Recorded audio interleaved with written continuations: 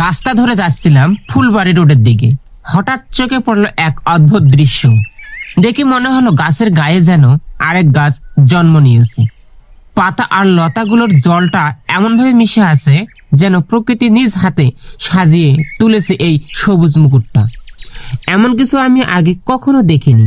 ভাবলাম, সত্যি প্রকৃতি কত রহস্যময়। মানুষ হয়তো কত কিছুরই খবর রাখে, কিন্তু প্রকৃতির এই ছোট ছোট অলৌকিক রূপগুলো আমরা অনেক সময় চোখেই দেখি না।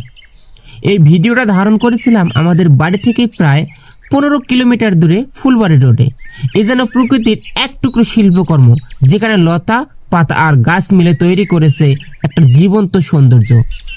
দাঁড়িয়ে অনেকক্ষণ তাকিয়েছিলাম, ভাবছিলাম মানুষের তৈরি যত কিছুই হোক, প্রকৃতির সৌন্দর্যের সাথে তুলনা হয় না। সত্যি এই পৃথিবীটা কত সুন্দর যদি আমরা একটুখানি সময় নিয়ে